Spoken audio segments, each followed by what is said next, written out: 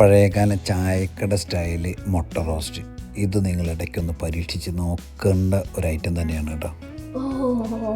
ഈ മുട്ട റോസ്റ്റ് എന്ന് പറയുന്നത് വളരെ നെസ്റ്റാൾജിക് ഫീലുള്ള ഒരു സാധനമാണ്. ഇതിപ്പോൾ നമ്മൾ ഹോട്ടലിലോ റെസ്റ്റോറൻറ്റിലോ ഒന്നും പോയാൽ കിട്ടുന്ന ടൈപ്പല്ല. ഇത് പഴയകാല ചായക്കടകളിലൊക്കെ പോകുമ്പോൾ നമുക്ക് കിട്ടുന്നു. ഇത് ഞാൻ പണ്ട് കടയിൽ പോയപ്പോൾ ചായക്കടയിൽ കയറി അവിടെ കഴിച്ചൊരു ഓർമ്മ എനിക്ക്. ഹോട്ടലിലേക്ക് ചെന്ന് കുറച്ചുകൂടി കൂടിയ വെർഷനോ അല്ലെങ്കിൽ കുറഞ്ഞ വെർഷനൊക്കെ ആയിട്ട് പോകും. അതിൻ്റെയൊക്കെ ടേസ്റ്റിനേക്കാളും വ്യത്യസ്തമാണിത്. ചായക്കടകളിൽ പോയിട്ടുള്ള പഴയ ചായക്കടകളിലൊക്കെ പോയി പുട്ടും മുട്ടയൊക്കെ കഴിച്ചിട്ടുള്ളവർക്ക് അറിയാൻ പറ്റും. ഈ ഒരു മുട്ട റോസ്റ്റ് ഒരു സ്പെഷ്യൽ ഡിഷാണ്. അതിൻ്റെ ഒരു നൊസ്റ്റാൾജിക് ഫീലിൽ നിന്ന്, ഓർമ്മയിൽ നിന്ന് ഉണ്ടാക്കുന്ന ഒരു സാധനമാണ്. നമുക്കതൊന്ന് ഉണ്ടാക്കി നോക്കാം. അതിനുവേണ്ടി നമ്മൾ 6 സവോള നമ്മൾ എടുത്തിട്ടുണ്ട്. ചെറിയ സവോളയാണ്, അതുകൊണ്ട് 6 സവോള, 2 തക്കാളി, 3 കഷ്ണം വെളുത്തുള്ളി, ചെറിയൊരു കഷ്ണം. പ്രിപ്പറേഷനിലേക്ക് പോവാം. സംഭവം നമുക്ക് പെട്ടെന്ന് ചെയ്തെടുക്കാൻ പറ്റുന്ന ഒരു പരിപാടിയാണ്.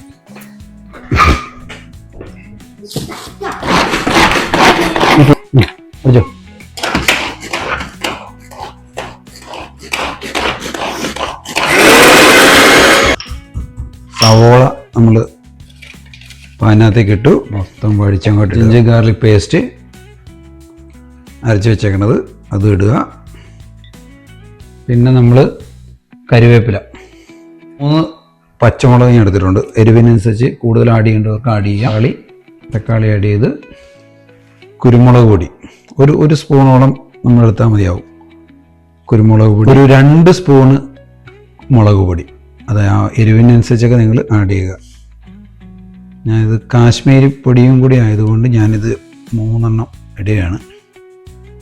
ഒരു 1/4 സ്പൂണ് മഞ്ഞൾ പൊടി, ഒരു 2 സ്പൂണ് മല്ലിപ്പൊടി.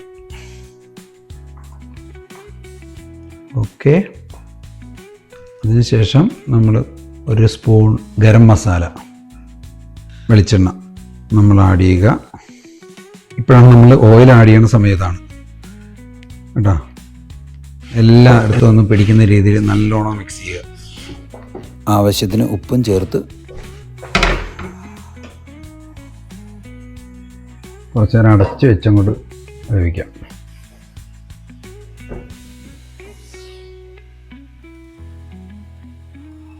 ഇടയ്ക്കൊന്ന് ഇളക്കി കൊടുക്കണം.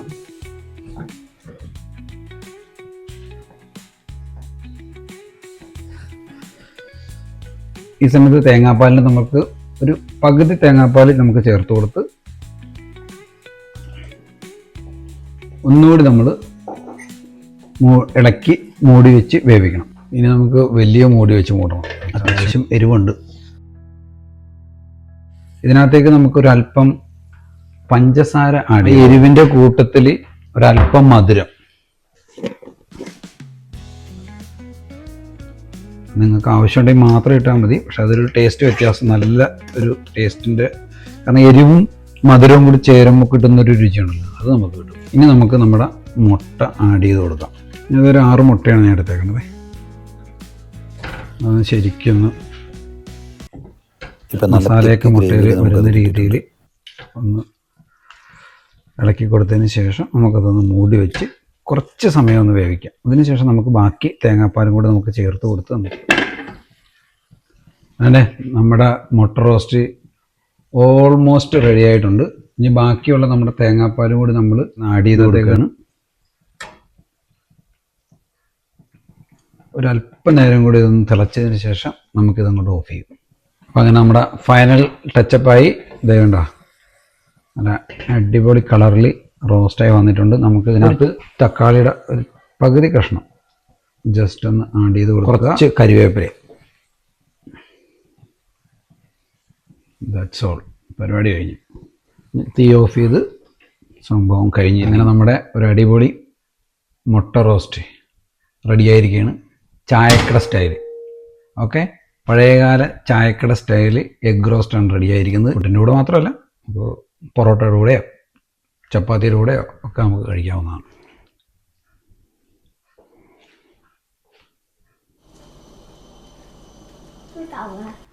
Can I push it? Push it. Can I also? Oh, wow.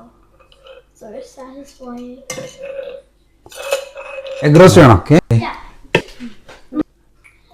Put it on top of it. What is on top of it?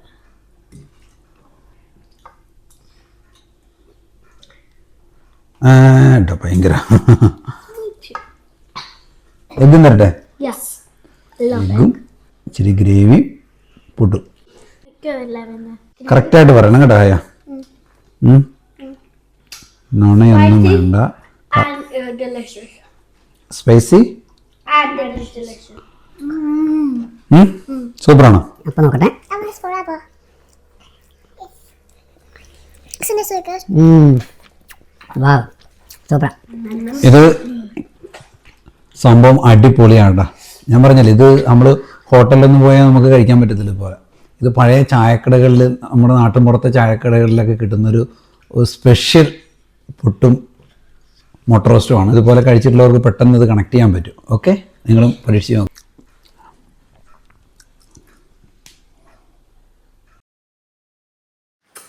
ഇത് എന്നാ കഴിക്കണം?